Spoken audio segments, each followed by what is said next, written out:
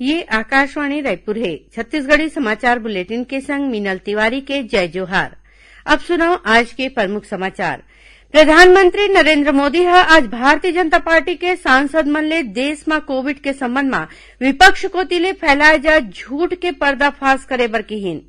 नारायणपुर जिला में आज माओवादी मन संग होए मुठभेड़ में एक जवान शहीद हो गए। वहीं सुकमा जिला में माओवादी मन गांव के 7 झिन मनखे मन ला अगवा कर लीन और राज्य सरकार अनुसूचित जाति, जनजाति और पिछड़ा वर्ग के लोगन बर जाति प्रमाण पत्र जारी करे के काम ला सरल कर दे है। देश भर में 18 बछर ले ज्यादा के सबो लोगन मन बर सरकारी केंद्र मन में मुफ्त में टीकाकरण अभियान चलाए जाथे। आप मन ले अपील है कि कोविड रोधी टीका जरूर लगवाओ। कोरोना महामारी बर कोनो किस्म के कोताही झन बरतो। जब तक जरूरत नहीं है घर ले बाहर झन निकलो और ये सरल उपाय के पालन करो। मास्क लगाओ, 2 गज के सुरक्षित दूरी बनाए रखो, घेरी बेरी साबुन ले हाथ धोवो। लोगन मन ला कोरोना ले जुड़े जानकारी दे और उखर मार्गदर्शन बर राष्ट्रीय हेल्पलाइन नंबर हवय। छत्तीसगढ़ पर हेल्पलाइन नंबर हवय 104 0771 2235 संगे संग राष्ट्रीय हेल्पलाइन नंबर हवय 1075। अब समाचार विस्तार ले। प्रधानमंत्री नरेंद्र मोदी आज भारतीय जनता पार्टी के सांसद मन ले देश में कोविड के संबंध में विपक्ष कोती ले फैलाए जाए झूठ के पर्दाफाश करे बर कहिन। श्री मोदी भाजपा संसदीय दल के बैठका में ये बात कहिने। प्रधानमंत्री भाजपा सांसद मन ले कांग्रेस के झूठ ला सच ले हराए और लोगन ला सरकारी काम बर जागरूक रहे के बात कहिन। भाजपा नेता प्रहलाद जोशी बैठका के बाद पत्रकार मन ला ये जानकारी दी। प्रदेश में कोरोना संक्रमण के स्थिति में सरलग सुधार हुवत है। औसत पॉजिटिविटी दर 0.7% में आगे है। खाली प्रदेश में कोरोना संक्रमण के 316 नवा मामला आगू आए है। इला मिला के प्रदेश में कोरोना मरीज की संख्या 10 लाख के पार हो गए है। खाली कोरोना संक्रमण ले 4 झिन के मौत हुई है। इति बलौदा बाजार अस्पताल में कोविड वार्ड के प्रभारी डॉक्टर शैलेंद्र साहू के कोरोना ले मौत हो गए। भाजपा के प्रदेश उपाध्यक्ष और विधायक शिवरतन शर्मा दुख जतन है। यही बीच प्रदेश में कोरोना टीकाकरण के काम जोरदार चलत है। राज्य में कोरोना ले बचाव बर अब तक 1,13,42,000 ले ज्यादा झन ला टीका लगाए गए है। प्रदेश में आने पिछड़ा वर्ग और आर्थिक रूप ले कमजोर लोगन के गणना की तैयारी शुरू कर दे गए है। एखर बर 1 सदस्यीय आयोग के गठन करे गए है। रिटायर्ड जिला और सत्र न्यायाधीश CL पटेल एखर अध्यक्ष हुई। गणना के तैयारी के समीक्षा करत मुख्यमंत्री कहिन कि आयोग कोती ले संभागीय मुख्यालय मन में सामाजिक संगठन के संग बैठका करके उखर सुझाव घलो ले जाए। राज्य सरकार अनुसूचित जाति, जनजाति और पिछड़ा वर्ग के लोगन बर जाति प्रमाण पत्र जारी करे के काम सरल कर दे है। एखर मुताबिक जिखर जाति ला प्रमाणित करे बर कोनो किस्म के दस्तावेज नहीं है। ऐसन स्थिति में ग्राम सभा कोती ले आवेदक के जाति के संबंध में पारित संकल्प ला मान्य करके जाति प्रमाण पत्र जारी करे जाही। ऐसने नगर पंचायत और नगर पालिका परिषद के सामान्य सभा कोती ले करे गए घोषणा के बाद सक्षम प्राधिकारी जाति प्रमाण पत्र जारी कर सकी। राज्य में पूरा शराबबंदी लागू करे समेत आने मांग ला लेके धमतरी जिला के गांव के लोगन मन सलौनी गांव के तरिया तीर प्रदर्शन करीन।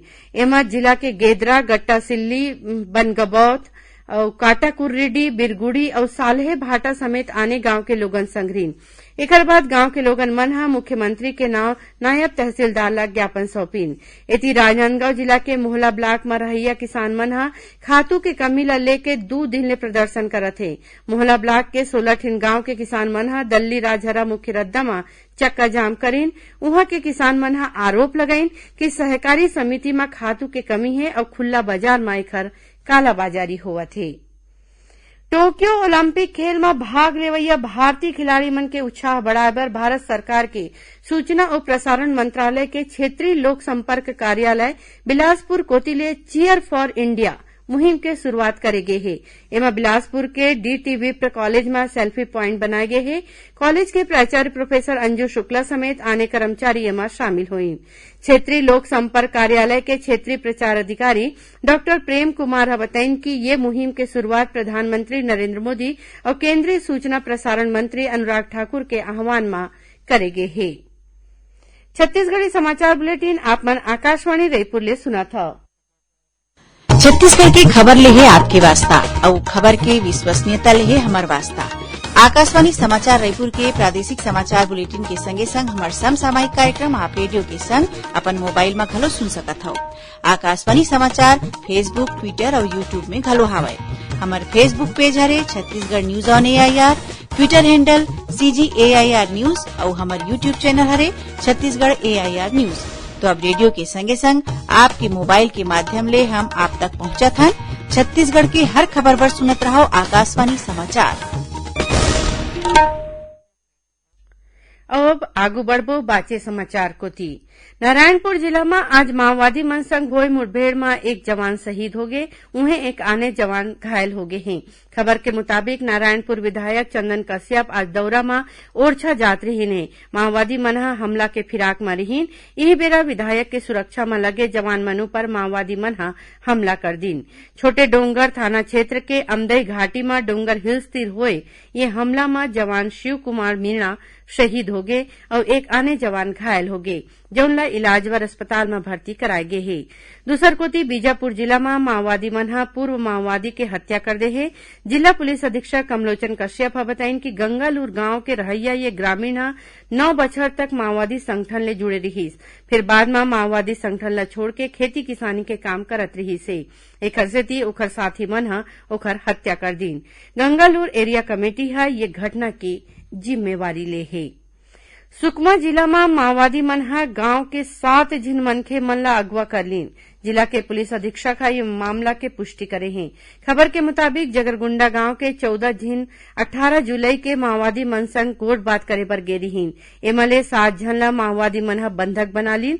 बताया जाते कि गांव के और 13 झिन आज माओवादी मन ले गोठ बात करे बर गे हैं। यही बीच सर्व आदिवासी समाज माओवादी मन ला गांव के लोगन ला छोड़े के मांग करीन है। समाचार लिखे जाए ता कोनो भी गांव नहीं लहुटे रहीन, वहीं सुरक्षा बल कोतिले सर्चिंग करे जाथे। कबीरधाम जिला में पैसा दुगना करे के नाव में लोगन ने ठगी करे के मामला में पुलिस एक और आरोपी ला गिरफ्तार करे है। PSCL इंडिया लिमिटेड के नाव ले चिट फंड कंपनी चलैया ये गिरोह के 4 जिन आरोपी ला पहले गिरफ्तार करे गए है। पुलिस के मुताबिक पंजाब के रहैया ये आरोपी तिरले 8 नग कंप्यूटर, प्रिंटर मशीन, नोट गिने के मशीन और कैश बुक संग हितग्राही मन के जमा रकम के कॉपी घलो जब्त करे गए है। महासमुंद जिला के कोमाखान थाना क्षेत्र के टेमरी नाका ले पुलिस गांजा तस्करी के मामला में 4 जिन आरोपी ला गिरफ्तार करे है। गांजा की कीमत करीबन 1 करोड़ 60 लाख रुपया हवै। ये गांजा 2 ठीन गाड़ी में साग भाजी के बोरी तरी लुका के लाए जात रही से। उन्हें दुर्ग जिला के पाटन पुलिस बठेना गांव में गांजा बेचे के मामला में एक आरोपी ला करीबन 5 किलो गांजा संग गिरफ्तार करे है।